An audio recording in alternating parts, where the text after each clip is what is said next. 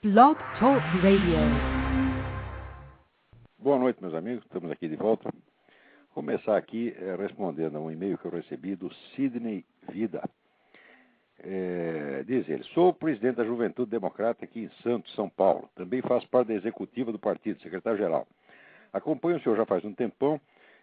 Montei um grupo de jovens esclarecidos que acreditam no ideal liberal, no sentido econômico clássico, não na forma empregada pelos esquerdistas, e no conservadorismo político e moral, cristianismo.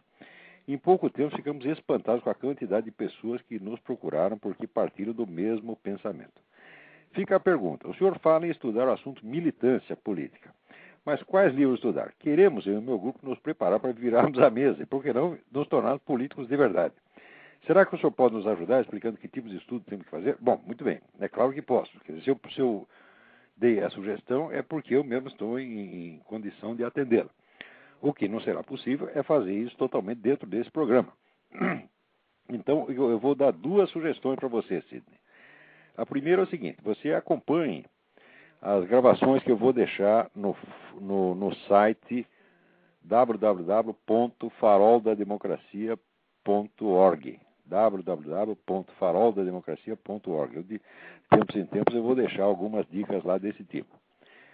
A segunda sugestão é o seguinte: reúna um grupo de interessados e venha passar uma semana aqui. Eu te dou um curso de uma semana, em curso intensivo, de graça, dia inteiro. Tá certo? Reúna aí umas 5 pessoas, vocês ficam aqui na minha casa e eu, com todo prazer, direi tudo que tem a dizer aí. Tá certo? Então, você não deixe de me escrever novamente a respeito disto. Agora, enquanto isso, você vai ouvindo aí as gravações do Farol da Democracia. Muito bem. Vamos partir para o outro aqui. O Tiago Aurich pergunta: você poderia indicar um caminho para estudar Platão? Muito bem. É claro que o primeiro caminho para estudar Platão é você ler o próprio Platão, e aí no Brasil você está servido, porque tem uma tradução, bem servido, porque tem uma tradução muito boa do Carlos Alberto Nunes, que foi editado primeiro pela Universidade Federal do Pará, e agora eu não sei quem editou, mas é uma coisa que você acha, por exemplo, na livraria Loyola você acha. Na livraria Loyola, nas Paulinas, você acha isso aí. É a série inteira da obra de Platão, muitíssimo bem traduzido. Não é uma tradução perfeita, mas não é das piores que já houve no mundo. Agora, existem alguns livros que você deveria ler em torno. O livro assim, que eu considero o beabá do Platão é o do Paul Friedlander. Paul Friedlander. F-R-I-E-D-L-A com trema N-D-E-R. Esse livro só existe em inglês, editado pela Harper Row Publishers, Nova York. A edição é antiga, mas você ainda encontra muitos exemplares usados, sobretudo no site www.bookfinder.com. E o outro livro é o que você encontra aí no Brasil, o do Giovanni Reale, para uma nova interpretação de Platão, que saiu pelas edições Loyola. Se for possível ler o do Friedlander antes de tudo, faça isto. Ele é uma introdução que Friedlander fez para a tradução alemã que ele fez das obras de Platão. Tá certo? Então já é mesmo um escrito introdutório. Naturalmente, essa edição, a edição do texto alemão do Friedlander, nem se encontra mais. Né? Então publicaram a introdução num volume separado pela Harper. Então não deixe de ler isso se você puder. Isso é realmente uma obra-prima, sobretudo porque ele não fica só discutindo doutrinas, mas ele remonta até as experiências reais das quais Platão foi gradativamente obtendo a inspiração para a sua filosofia. Muito bem, vamos ver o que mais aqui. Aqui. Alan Ishida do Nascimento. Eu acompanho os artigos do Olavo de Carvalho há algum tempo e, conhecendo o temperamento dele e o conteúdo dos seus artigos, sei que não há muitos jornais com coragem para publicá-los. Eu recebi por e-mail o alerta de que, após o artigo Opinião Concurso de Crimes sobre o blog do Júlio Severo, haveria como reação uma enxurrada de e-mails pró-mordaça para o que o Olavo perdesse emprego. E houve mesmo. Daí eu já informo aqui o Cláudio que ele mandou um e-mail para o Jornal do Brasil protestando contra essa tentativa de calar minha boca. E, aliás, não foi só ele que escreveu, bastante gente escreveu, tanta gente que eu tenho dificuldade de responder um por um. Então, eu agradeço muitíssimo a todos por esse apoio, né? E é bom para esse pessoal não saber que está com essa turma do movimento gaysista, saber que não está com essa corda toda, não. Quer dizer, não é esse negócio de, vamos calar a boca dele. Porque, literalmente, ali no site onde eles discutiam isso, que é no Orkut, a conversa não era assim, refutar os meus argumentos, discutir comigo. Não, eles não querem discutir, não. A conversa era, nós já calamos a boca do Júlio Severo, agora só, era assim, literalmente, agora só falta calar a desse monte de bosta que é o Olavo de Carvalho, né? Então, falou, olha, aqui, meu filho, pode ser bosta, mas é bosta falante, você não vai calar assim tão fácil não, tá entendendo? Né? Agora, muito mais gente certamente escreveu a meu favor do que contra. O jornal não está publicando nenhumas cartas, nem as outras. Eu acho que o jornal não quer levantar uma polêmica em torno disso, né? E, de fato, eu não creio que o jornal tenha pensado um minuto em suspender a minha coluna. As coisas não são tão fáceis assim. Agora, por outro lado, eu recebi um e-mail de um rapaz crente evangélico, me parece uma pessoa sincera, mas que ele coloca umas ideias que me pareceram meio esquisitas. A primeira coisa que ele disse, não, eu acho que o único jeito de acabar com isso é criminalizar o homossexualismo antes que eles nos criminalizem, né? E daí ele pega lá para umas citações da Bíblia, né, cita o caso de Sodoma e Gomorra, e tenta dar embasamento bíblico. Eu digo, mas olha, com embasamento bíblico, sem embasamento bíblico, qualquer que seja o embasamento, nada no mundo vai me convencer que a maneira de você acabar com o homossexualismo é você trancar, né, um monte de gays num depósito de homens e um monte de lésbicas num depósito de mulheres. Isso aí é uma das ideias mais extravagantes que eu já vi, tá certo? Quer dizer, só no enunciado da ideia você já vê o absurdo intrínseco dela, né? Em segundo lugar, existe o aspecto de que, você veja, se a pregação religiosa não é capaz, né, de inibir nos fiéis o desejo de pecar, e se você tem que recorrer à polícia, o que você está fazendo? Você está confessando que a palavra de Cristo, sem o braço de César, é impotente. Em terceiro lugar, sempre que você pede para prender alguém, você está usando o aparelho de Estado, tá certo? E o grande perigo, vamos dizer, para a religião no mundo moderno não é o homossexualismo, é justamente o aparelho de Estado. Quer dizer, quanto mais você contribuir para fazer crescer esse monstro, mais você vai ter problemas. Eu digo, olha, de fato, você pode até achar que o homossexualismo é uma praga, é um negócio. Eu não acho, eu não vejo a coisa assim, eu não acho isso tão grave socialmente. O que é grave é a política baseada nele, que está servindo para quê? Para aumentar o poder do Estado. É sempre a técnica desses movimentos, eles inventam um perigo imaginário. O perigo imaginário agora é como é que se diz, a onda de violência anti-homofóbica. Quando você vai ver os números, é ridículo. O número de crimes por motivo comprovadamente homofóbico é nada dentro dessa tempestade de homicídio que tem no Brasil, que é 50 mil por ano. O número de crimes homofóbicos é 0,03%, é nada, né? Então, você criar um movimento político baseado nisso, querer fazer uma lei específica para proteger esta comunidade, é claro que é um exagero caricatural. Mas os caras sempre fazem isso, eles inventam um risco, quase sempre imaginário, tá certo? E quando não é imaginário, é pelo menos muito aumentado, e daí já cria um movimento para inventar uma lei e criar órgãos policiais especializados, órgãos judiciais especializados, enfim, aumentar o poder da burocracia estatal, que é o poder deles mesmos. Agora, se você, sendo evangélico, você a pretexto de fazer exatamente o contrário, você quer fazer a mesma coisa, também aumentar o poder do Estado, então o que você está fazendo, você está opondo a uma loucura, outra loucura. Tá certo? Então, olha, eu sinceramente, eu prefiro que o Brasil inteiro vire gay, todo mundo, né? Que isso aí virou uma imensa passeata gay, do que aumentar 1 milímetro o poder do Estado. Você está entendendo? Então, você veja, homossexualidade, viadagem sempre existiu no mundo, tá certo? E não acabou por causa disso. Agora, quando o Estado começou a crescer, a partir, vamos dizer, da Revolução Francesa, depois no século XX, com o nazismo, o comunismo, opa! Daí veio o fenômeno chamado genocídio, que já virou arroz com feijão. Nós vivemos no meio do genocídio permanente, inclusive genocídio de cristãos. Sabe que agora até diminuiu um pouco, mas durante a década de 90, estava morrendo 100 mil cristãos por ano. Tá certo? Tem perseguições religiosas, não em países governados por gays, mas em partidos governados por regimes onde o homossexualismo é crime. Quer dizer que o negócio, o fato do governo perseguir o homossexualismo não quer dizer que ele vai refrescar para os cristãos, não. Estão lá os ayatolá matando gay, matando cristão também, tá certo? Então, quer dizer, você vê que o problema nunca é esse cristianismo versus homossexualismo. Você está nivelando duas coisas que não estão no mesmo nível, entendeu? Existem muitos homossexuais que são cristãos, e não é que, e vamos dizer, e mesmo que você fique dando a vida inteira, você é pior que o Luiz Mota. O Luiz Mota deu para 500, está lá o homossexual cristão, deu para 501, você está entendendo?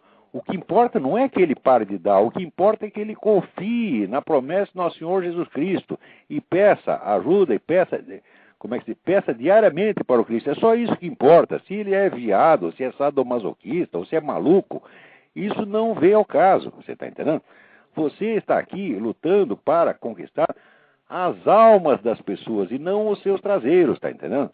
Então é esse que é o ponto, está entendendo? Então, não temos que combater o negro porque ele é gay, não. Nós temos aqui que fazer com que o sujeito seja cristão.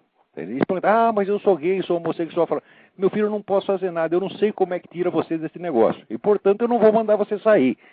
Eu nunca mando ninguém fazer o que eu não sei fazer. Se você disser, como é que faz para o sujeito deixar de ser gay? Eu falo, eu não tenho a menor ideia. Então, eu não posso mandar ele parar, você está entendendo? Eu digo, mas Jesus Cristo pode. Então, se você quer sair, você pede para Jesus Cristo, não pede para mim.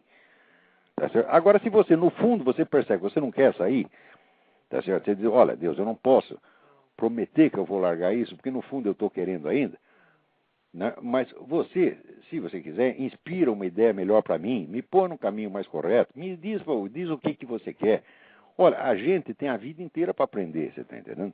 E Deus, Deus é muito velho, você está entendendo? Deus não está com pressa de coisa nenhuma. Deus é paciente, Deus é longânime, Deus é magnânimo.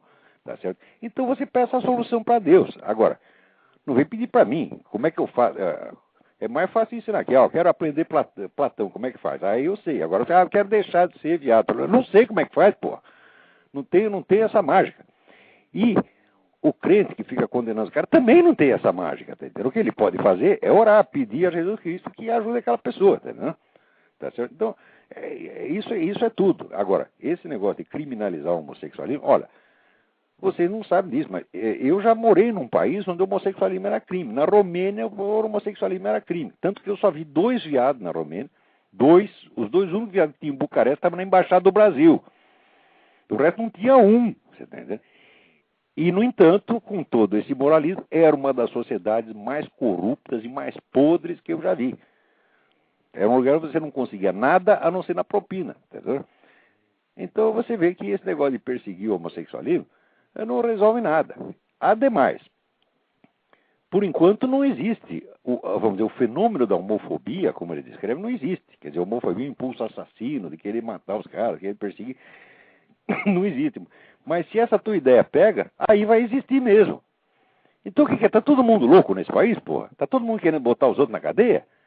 Né? Porra, eu por mim me contentava em colocar a cúpula do PT, você tá entendendo?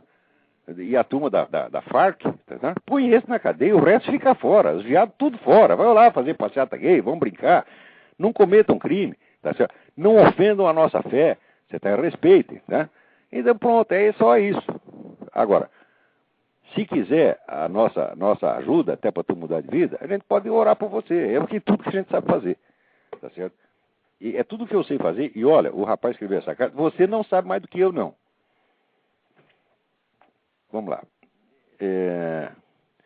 Agora aqui tem um negócio grave, entendeu? O responsável pelo site www.escolasempartido.org, né, tem aquele velho episódio que ele denunciou, através de um artigo da Miriam Macedo, denunciou umas apostilas que eram usadas lá nesse sistema Koch de ensino. Tá certo? Se o negócio já chama Koch, você sabe o que quer dizer Koch em inglês? Pode até mudar esse nome, isso é uma indecência. Né? Então, você lê isso aqui no estado do sistema Koch de ensino, digo, opa, cuidado aí, é muito perigoso. Então, muda esse nome aí, mano. Que é isso, pô. Então, denunciou uma apostila lá que descrevia, que era uma apostila de propaganda comunista ostensiva, e descrevia os empresários, né? O dia a dia do empresário, onde assim ele aproveitava, criava prejuízo para os outros, explorava, né? Trapaceava, depois ia trair a mulher. Então, quer dizer, é um retrato medonho do empresário. Bom, eles denunciaram isso. Daí o que fez o cara do Sistema Coca foi lá e processou o Escola Sem Partido. Quer dizer, o dono desse negócio chama-se, como é? Chaim Zayer. Chaim Zayer. É o dono do Coque. Então, eu estou falando, muda esse nome, não consigo falar isso sem... Né? Ler isso aqui nos Estados Unidos é um negócio medonho. Então, o dono do Coque foi lá e processou o Escola Sem Partido. Olha, espera um pouquinho. Dentro da escola dele, ensina que os empresários são assim. Ele, Chaim Zayer, é pessoalmente um empresário. Então, quer dizer o seguinte, ele concorda com essa apostila e não quer que ninguém desminta. Então, quer dizer, o senhor, seu Chaim, o senhor está vendo nesse negócio o retrato do senhor mesmo. E o senhor não admite divergência. E o senhor diz que isso vai criar prejuízo, né? Prejuízo financeiro para a sua instituição. Quer dizer, o senhor prefere que as pessoas dentro da sua instituição xinguem o senhor mesmo? Diga que o senhor é trapaceiro, desde que o senhor não pare de ganhar dinheiro com isso? Quer dizer, que tipo de moralidade é a sua? Hã? O senhor prefere ser xingado, humilhado, caluniado, difamado, tá certo? Para não parar de ganhar dinheiro, olha, o dinheiro é importante, mas não é tão importante assim. O senhor deve cuidar primeiro da sua honra. Porque o que estão falando dentro da sua escola é contra o senhor mesmo. E mais, contra todos os pais de alunos, porque ali a maior parte é um colégio caro, a maior parte ali é filho de empresário. Então, o que esses comunistas estão falando lá dentro é falar mal de todos vocês, tá? E estão inventando coisa contra vocês, porque eu não acredito que vocês sejam tão ruins assim.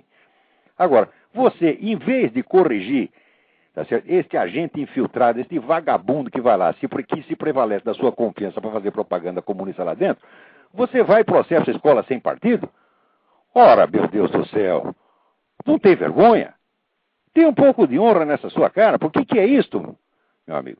Não vai processar a Escola Sem Partido, então vai ter que processar a mim também, porque eu vou comprar essa briga. Eles estão com a razão, eles falaram a verdade, não inventaram nada contra você. Você que está inventando coisa, rapaz. Vê se toma vergonha. Né? E, aliás, muda o nome desse negócio. Muito bem, vamos ver o que mais aqui. Aqui tem uma carta muito interessante que o André Luiz Marques, né, ele leu lá os livros do René Girard e leu aquela intervenção minha na mesa redonda que teve com o René Girard na Faculdade da Cidade em 17 de novembro de 2000. Está lá no meu site, olavodecarvalho.org, com o título de René Girard e a coletividade homicida. Né?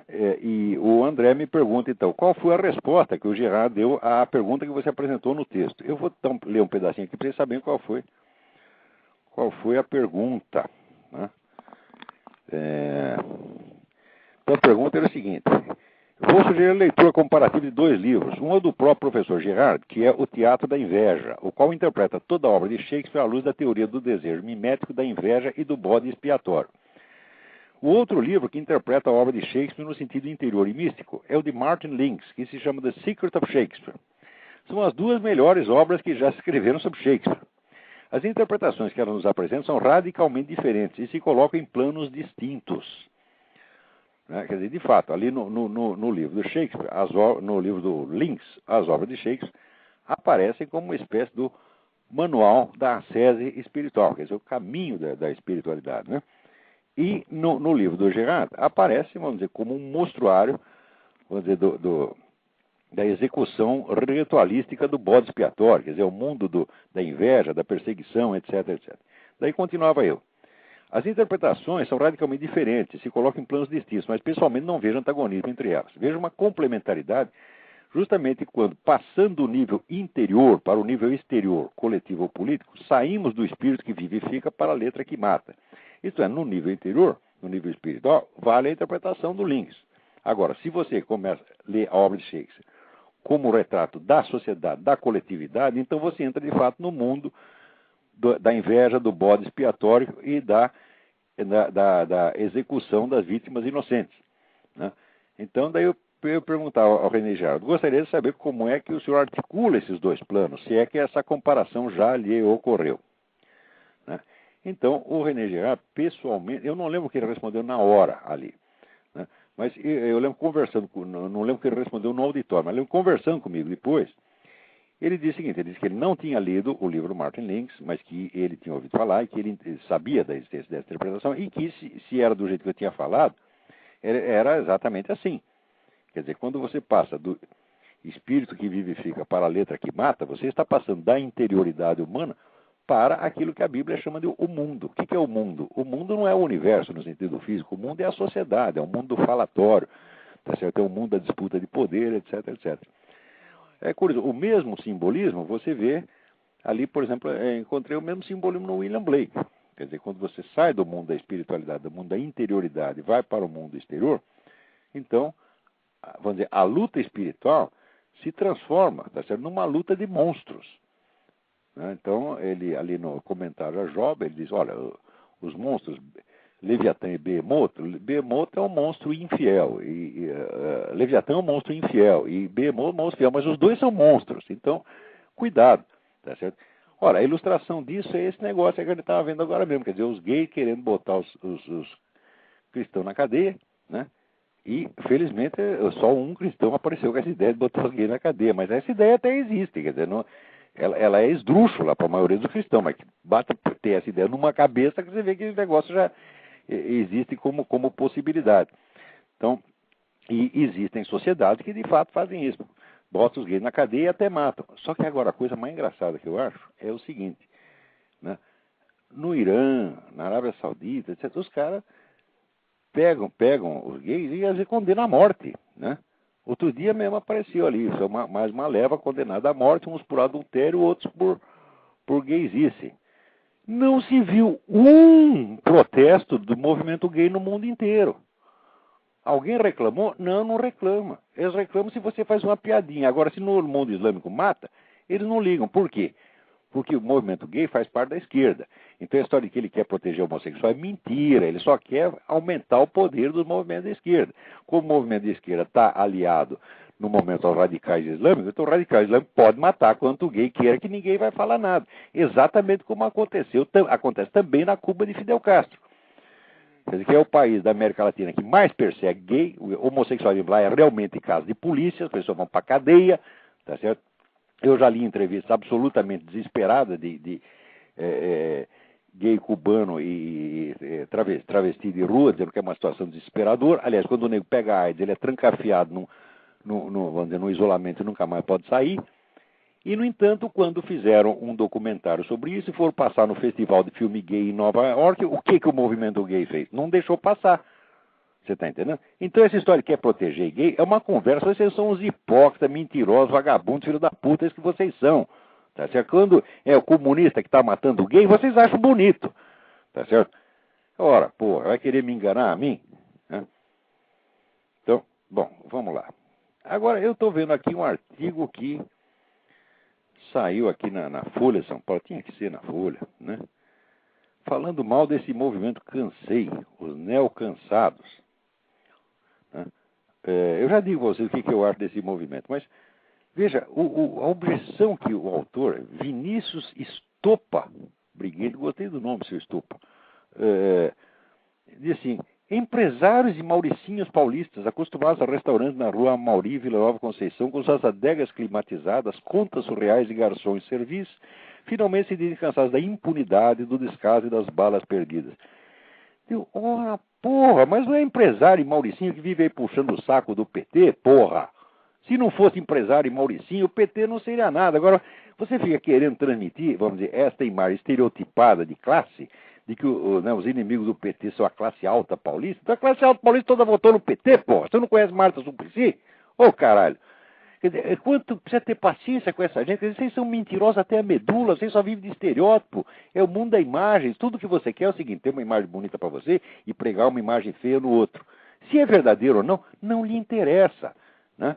Mas que coisa mais feia. Bom, agora, quanto ao movimento em si, eu vou dizer para vocês, eu acho assim, uma coisa muito grave o que está acontecendo no Brasil, que está pipocando para tudo quanto é lado, movimento de protesto contra, né, o caos aéreo, contra a corrupção, etc. Todos esses movimentos se dizem apolíticos e suprapartidários. Quer dizer, politicamente eles são absolutamente inofensivos. Eles não têm um projeto político, não têm uma estratégia, não têm um projeto de poder, não têm nada. Eles não ousam ter uma posição política, porque ter uma posição política é feio. Tá certo? É falta de educação. Quando não é posição política esquerdista, é feio.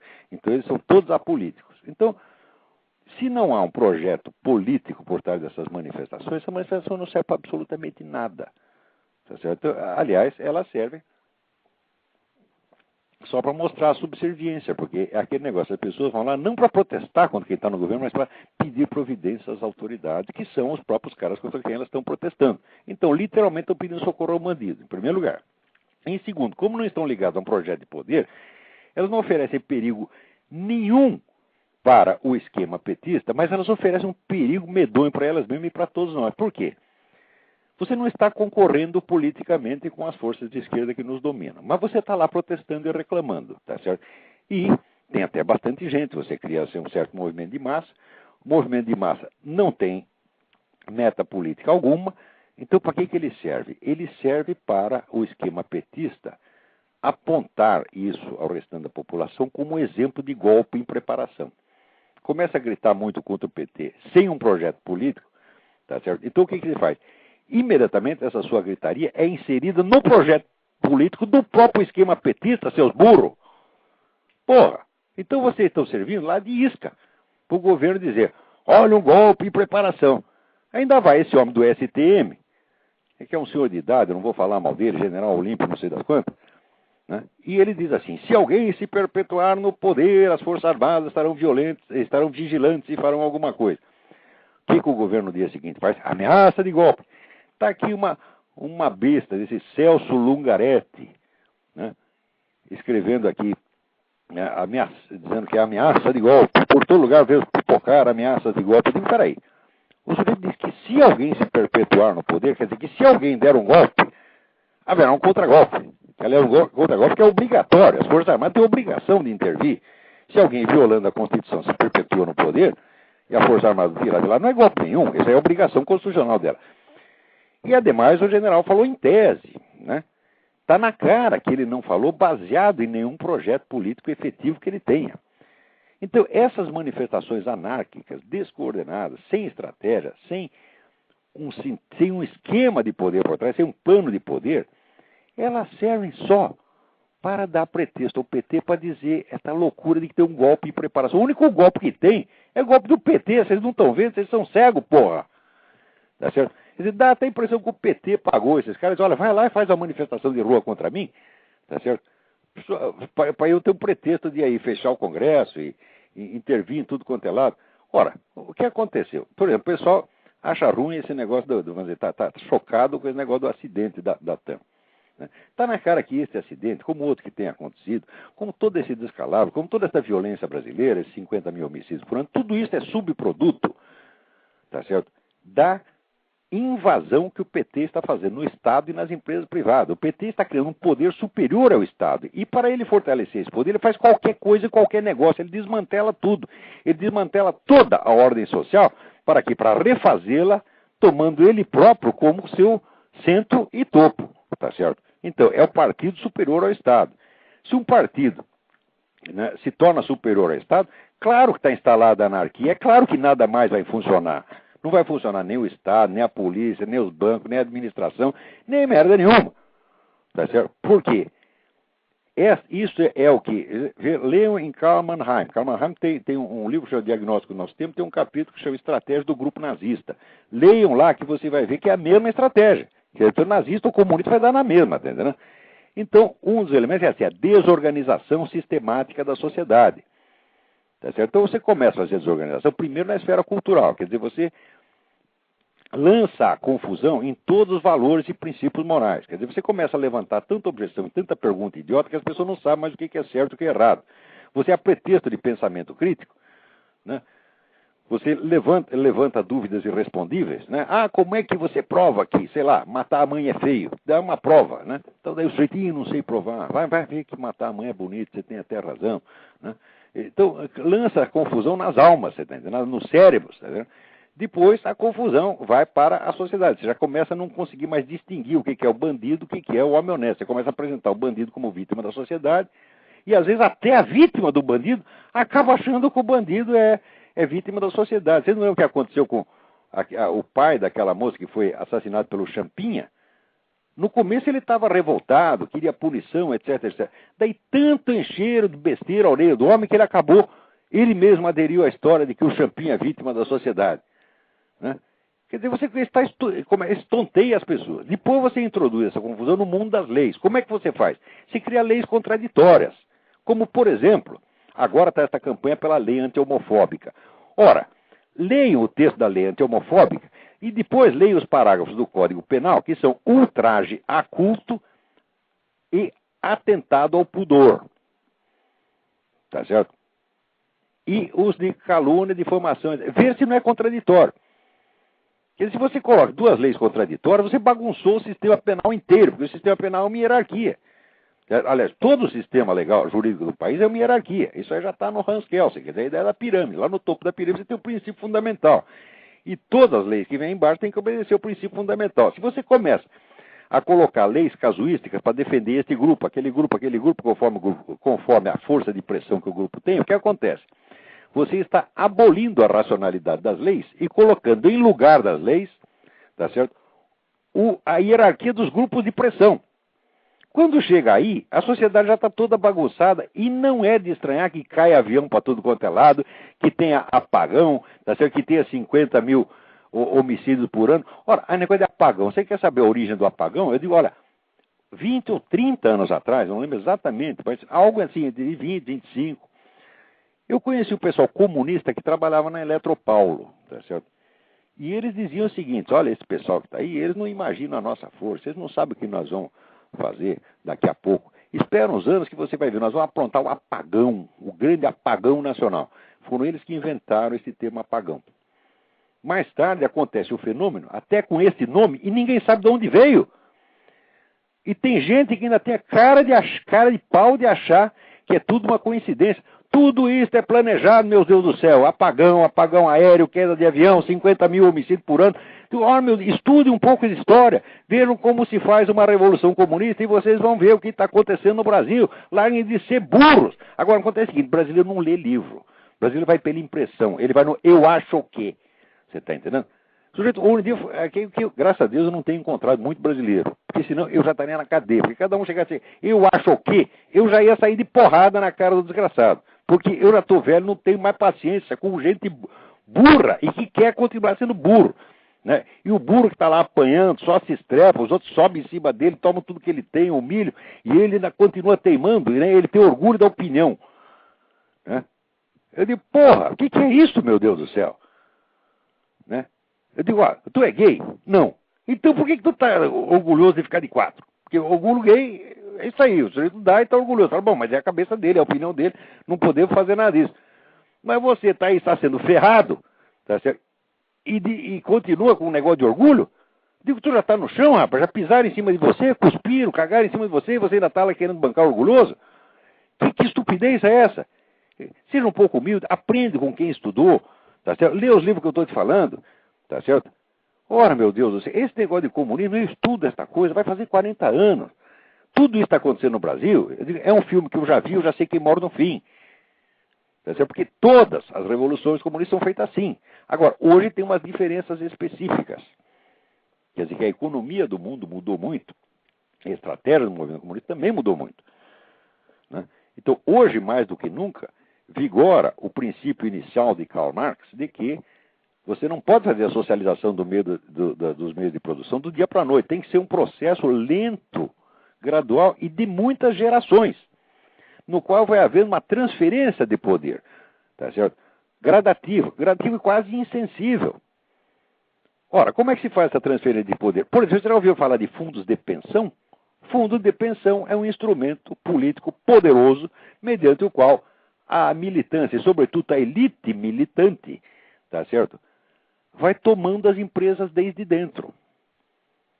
Vamos tomar o Globo. A ver quem é o presidente do Globo? É o Felipe Arstu, que é um terrorista aposentado. Como é que ele fez? Né? Vai comprando ação, junta um grupo, vai comprando ação, daqui a pouco a empresa é dos comunistas mesmo, porra. Né? Então, isto mostra para vocês que o problema da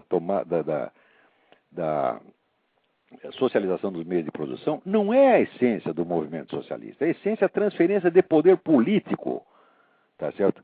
Da classe proprietária, da antiga burguesia, para a intelectualidade ativista. Se vai ou não vai socializar os meios de produção, isso nós deixamos para decidir depois, nós vamos ver se é vantagem. Tá entendendo? Talvez nem socialize nunca. Tá entendendo? Quer dizer, eles querem fazer o capitalismo, não precisa nem fazer o socialismo, basta fazer o capitalismo deles, que é um capitalismo controlado, tá? Não só pelo Estado, mas por esses grupos de pressão comunista, eles ficam até contentinhos com o capitalismo e nem querem mais acabar com ele. Quer dizer, o problema do comunismo não é um problema econômico, meu Deus do céu. É um problema de poder político, de liquidação das liberdades públicas, de opressão generalizada e, sobretudo, de mentira e loucura para tudo quanto é lado. Tá certo? Agora, você pega esse empresariado brasileiro, o que é empresariado brasileiro? Tá assim, olha, o sujeito está ganhando dinheiro, mas ele está ganhando dinheiro, mas está lá ajudando o PT, que por sua vez está ajudando as Farc, e você chega para o empresário e diz, meu filho, você está ganhando dinheiro em cima da desgraça de um país inteiro. O que qualquer um responde? Ele diz, eu estou cagando para o país. Todos pensam assim. E acham, só que é o seguinte, quantas pessoas, até onde um país aguenta ter uma classe empresarial assim? Se todos pensam assim, o país vai para o buraco e eles vão para o buraco junto. Tá certo? Quer dizer, é a piada do escorpião, que dá, né? O pato está atravessando ele na lagoa, ele pica o pato fala, pô, agora nós dois vamos morrer. Daí o escorpião diz, não posso fazer nada, é a minha natureza.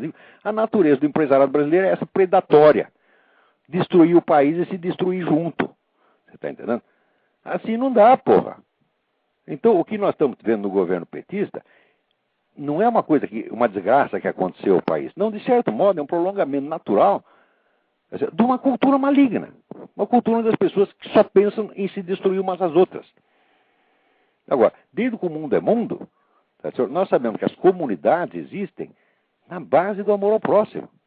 Sabendo ou não, não é porque são cristãos, não, mas é porque o amor ao próximo é quase um instinto do ser humano. Você proteger os que são semelhantes. Qualquer espécie animal tem isso.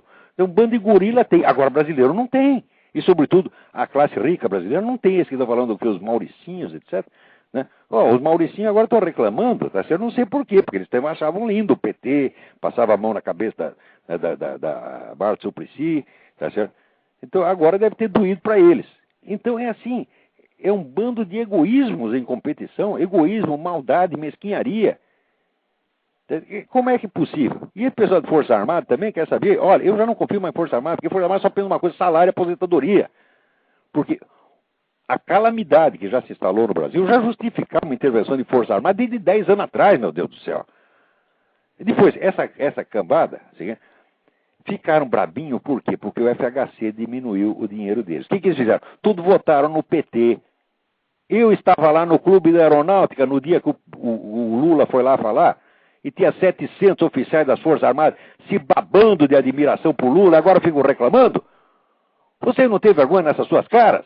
Quer dizer, fardado ou civil, brasileiro é brasileiro. E isso é uma cultura doente, é uma cultura baseada em maus sentimentos. É isso que nós temos que corrigir. Você está entendendo? O brasileiro tem que começar a corrigir a sua cultura, a sua moralidade. Não adianta querer corrigir a política, pô. A política é a periferia da vida social.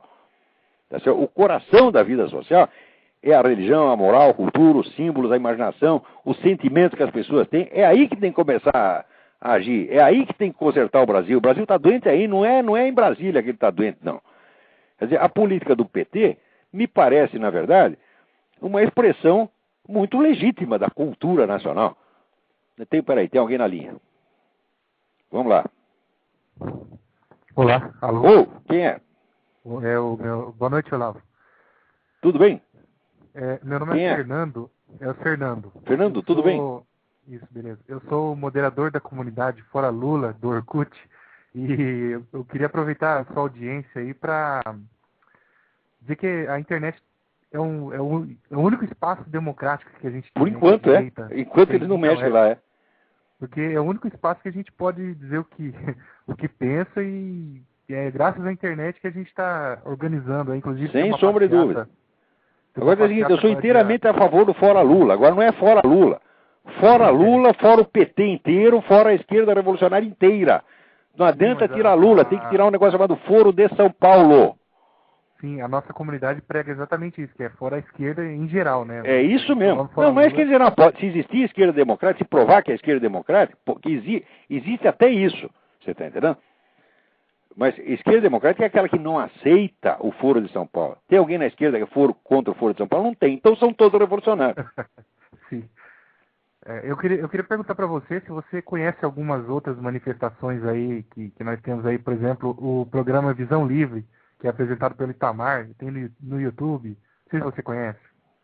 Não, o Itamar?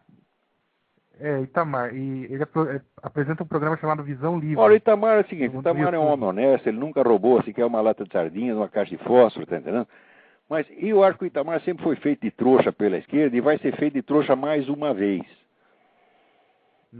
Você está entendendo? Se ele viesse falar comigo, eu recomendaria, cuidado, presidente, cuidado, o senhor não é tão esperto quanto eles. Não, Olavo, eu estou falando do programa Visão Livre. Que apresenta, mas não sei se você, acho que você está pensando que é outra pessoa. Sim, estou pensando que é o ex-presidente, Itamar Franco. Não, não é não. Ah, não, se não é, não, então eu estou falando de outra pessoa. Mas, de qualquer modo, fica aí a observação, Itamar é um bom sujeito, mas é muito trouxa. Vamos lá. Mas entra no... Eu queria convidar os ouvintes aí, você também, para entrar no site visãolivre.com.br. É um programa também, a gente desce o porrete na esquerda. E também temos os podcasts da comunidade Fora Lula. Tem um movimento Quero Mais Brasil, tem vários movimentos pipocando aqui ali, tudo sem orientação política nenhuma, sem projeto de poder, e todos dizendo que são apolíticos. Eu digo, então o que vocês estão fazendo? Vocês vão dar a cara a tapa, vocês vão se ferrar. Inclusive, às vezes, até manipulados. Cuidado! Né? Você está entendendo? Quer dizer, você entrar na política sem querer fazer política, é assim, é o adversário que pediu a Deus. Olha, assim, eles ficam olhando vocês que nem sabe televisão, olhando... já viu televisão de cachorro, olhando aqueles frangos girando? Eles ficam roubando. É esse aí que nós vamos comer, você está entendendo? Cuidado, política se faz com projeto de poder, com militância organizada e com força. É preciso ter força. Menos discurso e mais força. Por exemplo, o pessoal que quer entrar na política já pensa assim, vou me candidatar, não sei o quê. Então, olha, o Partido Comunista faz 150 anos que ele pensa assim, a política eleitoral é a superfície.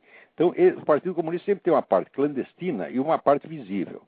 E é a parte clandestina que comanda a parte visível. Então, o Partido Comunista sabe que a política eleitoral é apenas fachada, a não ser onde as democracias estejam funcionando a pleno vapor, como aqui.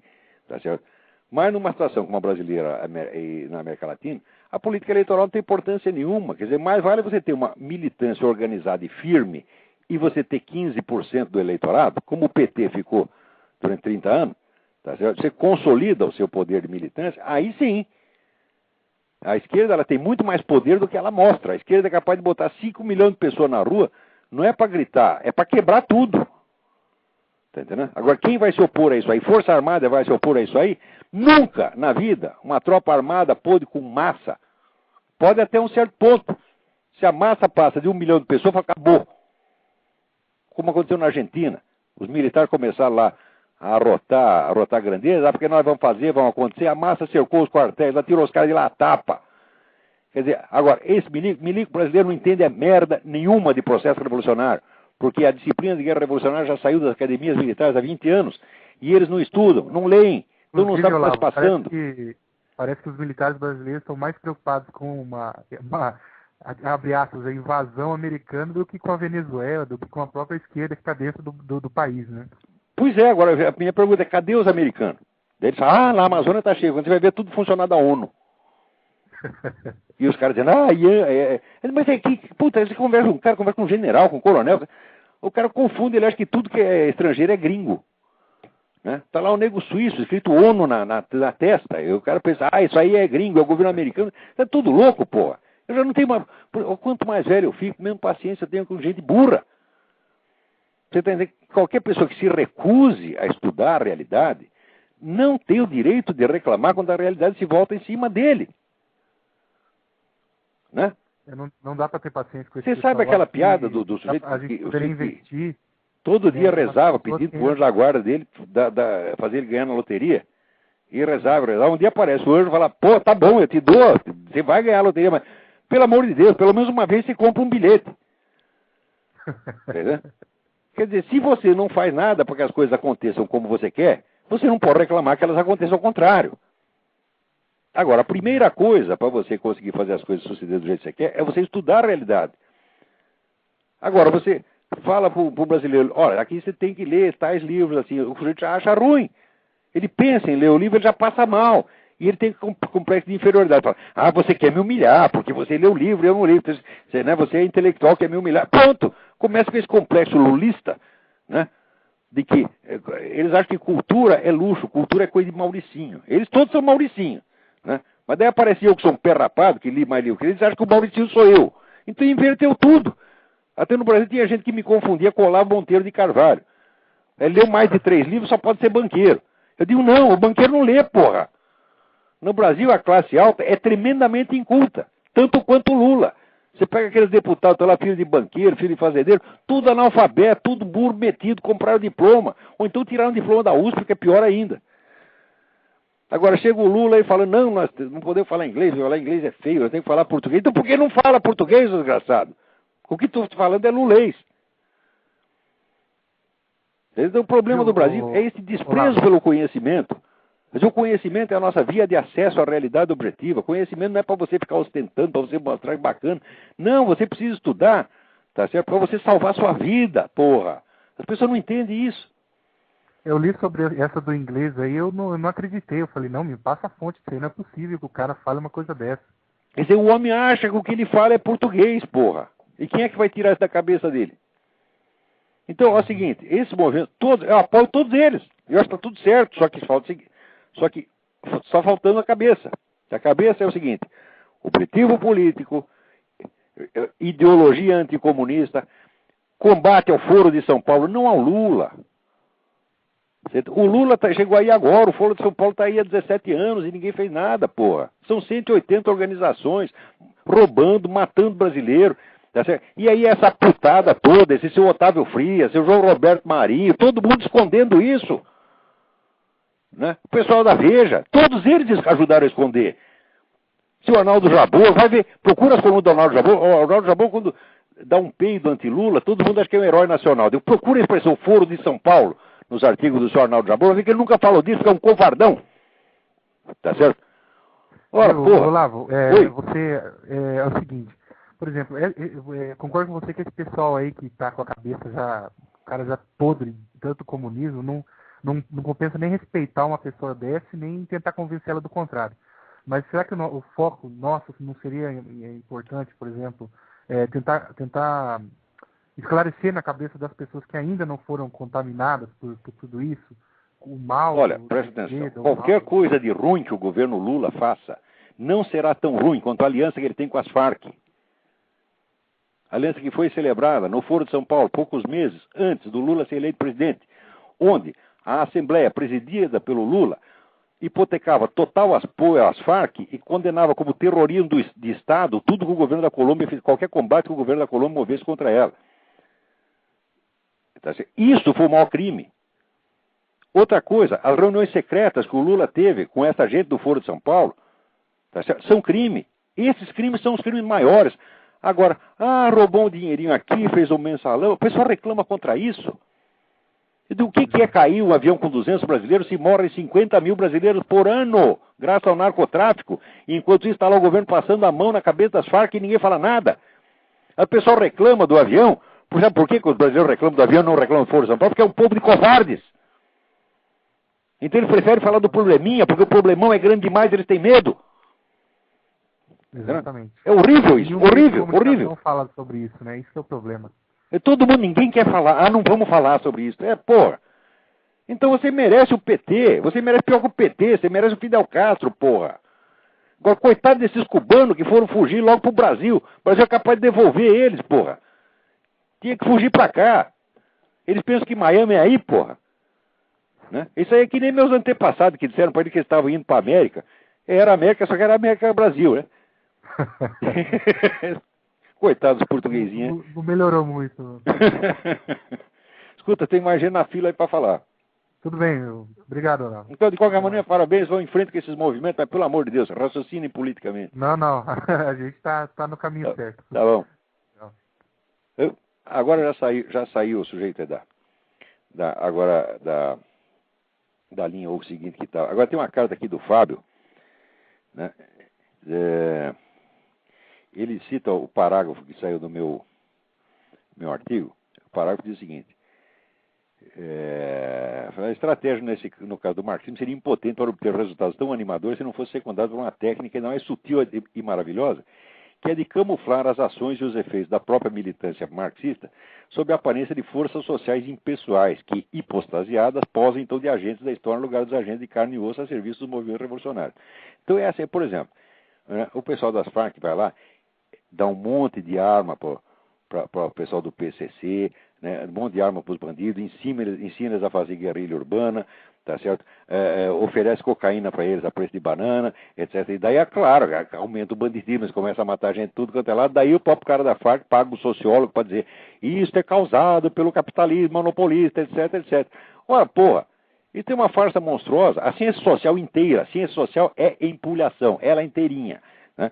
Mas, bom, daí, diz o Fábio aqui, quero comentar sobre o parágrafo que você escreveu e está reproduzido no final do e-mail. Este foi essencialmente o motivo do meu abandono do doutorado no meio do curso. Após fazer uma dissertação curta e burocrática sobre o Fórum Social Mundial, eu estava elaborando um projeto mais ambicioso sobre como deve ser para o doutorado, mostrando a origem e a unidade ideológica da pluralidade de movimentos do Fórum Social Mundial. O meu orientador disse que eu não podia escrever aquilo. Ora, que porra! Quer dizer, é claro, o Fórum Social Mundial tem uma origem única, sim, é tudo coordenado. Não é uma coisa espontânea, não é um aglomerado de movimentos que foram se juntando, não, eles têm toda a mesma origem. O Fábio está montado na razão.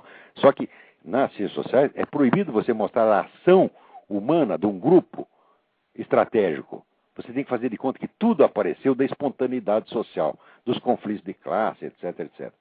Quer dizer, isto é uma empulhação, né? A literatura em ciências sociais sobre o Fórum Social Mundial é toda laudatória do ponto de vista da esquerda. Então é assim, é isso que eu estou falando. Ciência social no Brasil é toda empulhação do primeiro ao último. Tá certo? Quer melhorar o Brasil? Fecha todas as faculdades de ciências sociais. Demite todos os sociólogos, antropólogos, economistas. Você vai ver, vai melhorar muito. Advogado, então, nem se fala. Tá certo? Faz que nem o Fidel Castro, manda advogado cortar cana. Tá entendendo? Aí não tem cana, manda cortar outra coisa. Tá certo? Pode até cortar o peru, vai trabalhar em cirurgia, né? Cirurgia gay. Pô. Vamos lá, tem alguém na linha aí. Alô? Alô? Quem é? Lado? Eu? Fabrício, de BH. Tudo bem, Fabrício? Joia, eu sou professor de filosofia, eu utilizo seus textos lá numa faculdade privada, eu utilizo seus textos lá contra os colegas lá, mas... Muito bem, se achar ruim, você sabe o que é pra fazer, né? Eu sei. Fala aquelas palavrinhas, vai tomar no cu. Exato, contra esse tsunami marxista aí. Mas tem dado certo. E, professor, mudando um pouco de assunto, eu queria que, não sei se você ouviu uma entrevista do psicólogo nas páginas amarelas da Veja, até do professor de Harvard, aí, de inteligências múltiplas, aí ele diz o seguinte, que muitas pessoas têm raciocínio lógico, mas não sabem escrever uma ideia com início, meio e fim. Que eu achei uma coisa assim contraditória, mas... Não, é verdade. O raciocínio lógico pode ser feito mediante símbolos, como tem que raciocínio como se fosse lógica simbólica. Quer dizer, o nego estrutura como se fosse equações. Chega na hora de transformar aquilo em palavras, você tropeça. Você vê, alguns dos maiores filósofos da história não foram escritores bons. O próprio Aristóteles. Bom, os textos literários da história é muito bom, mas se perderam. Mas se você pegar, por exemplo, o nosso Mário Ferreira dos Santos, que é um grande filósofo, é um dos maiores do século XX, se não o maior, o Mário, na hora de escrever, se atrapalhava pra caramba, tá entendendo? Comia a palavra, esquecia o sujeito da frase. Um negócio medonho. Isso pode acontecer. Eu digo isso por experiência própria. E no segundo ele aproveitou, acho que ele aproveitou para fazer propaganda, né? Você não sabe que o Bush não é grande coisa, mas fazer propaganda, que não tão conservador assim, não fazer propaganda contra o Bush, dizendo mas isso aí, os caras aproveitam, olha, se você vê aqui, propaganda de papel higiênico, né? O sujeito tá lá, papel higiênico, né? E no fim tá assim, o Bush é malvado, tá entendendo? Propaganda de camisinha, né? Tá lá, anti-Bush. Tudo é pretexto para falar mal do Bush. O Bush é de fato a besta quadrada, ele só fez tudo errado. A única coisa certa que ele fez foi invadir o Iraque, todo mundo reclama disso. De porra, assim não dá. Agora, quando ele faz esse negócio, vamos dizer, essa coisa da comunidade norte-americana, que é um crime contra o país, olha, só alguns intelectuais estão reclamando. O povão ainda não se tocou disso aí, não. Perigo que é isso. É um perigo, né? O nego está defendendo a segurança nacional lá no Iraque e abrindo a porta aqui para entrar um monte de inimigo. Não é possível, parece que o mundo está se brasilianizando mesmo, viu? Olha, Bush para presidente do Brasil, depois do Lula só o Jorge Bush.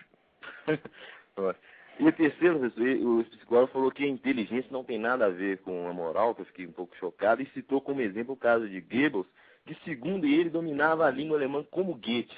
Eu achei um... Não, dominar a língua alemã, assim, você tem um monte de garoto mongoloide que é calculador prodígio, tá entendendo? Agora, eu estudei a vida de Goebbels. O Goebbels, de fato, é um homem de alta inteligência, mas o Goebbels era louco, tarado, porra. Tá entendendo? Ele, quando conheceu o tal do Hitler, ele teve uma atração por cara que não era nem gay, era um negócio idolátrico, psicótico totalmente. Não existe cara inteligente psicótico, tá aí o pessoal vive lendo Nietzsche. Nietzsche é totalmente psicótico, porra. Pois é. Quer dizer, a inteligência, vamos dizer, a inteligência no sentido operacional, mas quando acontece hoje eles chamam de inteligência, a capacidade operacional. Eu não chamo. Eu uso inteligência como capacidade de conhecer a verdade. E nesse sentido, a psicologia não tem acesso ao estudo da inteligência, porque a psicologia não pode dizer o que é verdade e o que não é. Então você estudar inteligência fazendo abstração do fenômeno verdade já é uma loucura. Mas não estou dizendo para você, ciência social, ciência humana, é tudo empulhação. E a psicologia inteira é uma empulhação. Tá? Pois é. E os gregos sabiam disso há muito tempo, né, professor? Olha, você, veja, eles, por exemplo, acreditam que existem vários tipos de inteligência. Existe uma inteligência verbal, uma inteligência matemática, etc. Bom, muito bem. Mas acontece que todas essas, elas só são inteligências mesmo quando elas captam o que é verdade. Porque para errar, errar não é uma atividade da inteligência. É uma atividade apenas da função de que ela se serve, que pode ser a imaginação, pode ser o raciocínio lógico, etc. O raciocínio lógico pode errar tanto quanto a imaginação pode errar. Está entendendo? Tanto quanto a consciência moral pode errar, todas são funções. Agora os caras confundem em função com a inteligência mesmo.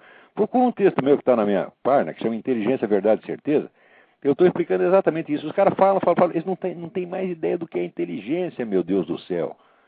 Eles confundem inteligência com as funções de que a inteligência serve. Quer dizer, não tem capacidade abstrativa para perceber que existe uma função cognitiva mais alta que abarca todas essas. Tá entendendo? Beletrismo puro, né? Beletrismo. Olha, Harvard está virando uma espécie de USP. Harvard está virando escolinha do MST, só que é mais caro, tá entendendo? Harvard é o grande responsável por esse descalabro jurídico que tem aqui. Que juiz legisla, tá entendendo? A Suprema Corte inventa a lei. Tudo isso saiu de Harvard. Agora o pessoal fala Harvard de boca cheia. Harvard tanto é merda que o Mangabeira Unger foi professor lá, porra. Exato. Então tem que parar com esse negócio. Quer dizer, uma universidade vale pelo que ela efetivamente cria e produz. Agora, quem é o grande cérebro do Harvard? John Rawls. Rawls é uma besta quadrada, porra. Quer dizer, aquele livro do John Rawls, assim, eu acabo aqui em 3 páginas. Eu não tive tempo para escrever ainda. É que nem o tal do Rorty. Eu digo, olha, a filosofia do Rorty, ela pode ser totalmente destruída em 2 páginas, porque aquilo é um nonsense. Você pega o nonsense central, o resto tudo desmonta. Eu me lembro que quando eu estava na faculdade, eu estava na UFMG de Belo Horizonte, aí veio o Rorty, veio para cá, e eu me lembro que tinha aula de Aristóteles, Ética Nicômica, eu assisti o Rorty. Eu dou graças a Deus por ter ficado na aula de Aristóteles. Mas claro. A palestra dele. Claro. Né? O Rorty dizem que ele era muito bom sujeito, muito amável, etc. Mas todo vigarista é, né? Professor, então, eu prefiro nele que xinga. O Mário Ferreira dos Santos, você tá entendendo? Quando ele não gostava de uma pessoa, o sujeito e estendia a mão para ele, não dava a mão e falava, não vou encostar em merda. É na sua cara, você tá entendendo? Outro que, assim, nosso fundador, glorioso José Bonifácio de Andrade Silva, também, para mandar os caras tomar no cu, não pensava 2 vezes. Eu prefiro o jeito de falar as coisas na lata, mas que é sincero e verdadeiro, no qual você pode confiar. Exato. Agora, cara de fala mansa, né? Você já ouviu o ex-cardeal, do Paulo Evaristo, falar? Parece música nas orelhas. Só que é tudo mentira. Não Exato. Pode, o brasileiro gosta muito das aparências, tá entendendo? Tem que começar a gostar da coisa substantiva. E ter, sabe, amor a Deus significa amor à verdade, doa quem doer. Outra coisa, Verdade não é a nossa opinião. Verdade custa, verdade dá trabalho, você tem que investigar. Você fica em dúvida, você fica todo atrapalhado. Eu não vejo ninguém fazer esforço de encontrar a verdade no Brasil. Só vejo pessoa forçando para defender opiniões que ela já tinha desde os 15 anos. Exato. E eu te garanto para você, cada opinião minha custou muito trabalho. Custou muita dúvida, custou muita investigação, custou angústia, custou sofrimento. Tá certo? E eu só defendo por causa disso. Agora, mesmo assim, tudo que me custou para eu descobrir alguma coisa, se provar que eu estou errado, bom, eu vou ter que voltar atrás. Agora, esses caras não, quando é 15 anos, ele aderiu uma besteira, a primeira besteira que entrou pela orelha dele, passa o resto da vida defendendo aquilo no puro automatismo, que nem Oscar Niemeyer. Acho que Oscar Niemeyer não leu 3 livros depois que se formou em arquitetura, tá certo? Ele leu o Zé Saramago e o Zé Saramago, tá certo? E pronto, e fica lá repetindo aquela besteirada até os 90 e tantos anos. E daí o cara deu um respeito à velhice. Eu não respeito a velhice, porque agora também sou velho, quer saber? E um velho mandou outro velho tomar no cu e falou, grande novidade. Eu me lembro até que humildemente, na faculdade eu já dizia que eu até gostava muito de Nietzsche, né? Ser um sedutor e tudo, mas aí eu comecei a fazer a virada e vi que o Nietzsche era o grande responsável, assim, que muitos marxistas iam utilizar Nietzsche. Eu falava isso, eu ainda não tinha lido os seus textos, eu falava que por esse combate que ele fazia contra a moral, né, conservadora, cristã e judaica, e o Nietzsche ia servir de instrumento para os marxistas. Pois é claro. O Nietzsche caiu assim de mão beijada para isso, foi uma maravilha o Nietzsche, né? Exato. E hoje eu vejo assim... Agora aqui, se eu te interromper, nós não temos mais tempo. Falta 20 segundos para acabar o nosso programa. Pois é, esses best-sellers sobre o Nietzsche aí, o que o senhor acha que está saindo aí? Quando o Nietzsche chorou, essas coisas assim? Nietzsche é filósofo adolescente, porra. Nietzsche é a revista Playboy da filosofia. É atraente por nego trancar no banheiro e ficar, sabe, né? Pô, Nietzsche é uma masturbação mental, porra. E de vez em quando ele tem uma sacação, uma ou outra, assim, psicológica, muito interessante. Mas não passa disso. Não passa disso. Não passa do... Não sei, com algum talento psicológico, talento verbal fora do comum. Tá certo? Mas filosoficamente aquilo é nada. Realmente é nada. Exato. Ele joga todo confuso, todo desencontrado, todo desengonçado. Tá certo? E que, bom, no final, pelo menos, ele teve a honradez de ficar louco. Porque ele é louco, já é sifilítico. Tá certo? Então, o mundo de hoje adora um sifilítico. O sifilítico tem umas ideias esquisitas, né? E eles acham isso adorável, né? Quer dizer, esse é um louco que se prosterna diante de outro louco. Exato. Professor, um abraço. Um abraço, tudo de bom. Olha, então, até a semana que vem. Muito obrigado a todos. Ficou faltando aqui um monte de e-mail, mas não deu. Muito obrigado a todos. Tchau, tchau. Obrigado. Mas não deu. Muito obrigado a todos. Tchau, tchau. Obrigado. Mas não deu. Muito obrigado a todos. Tchau, tchau. Obrigado. Mas não deu. Muito obrigado a todos. Tchau, tchau. Obrigado.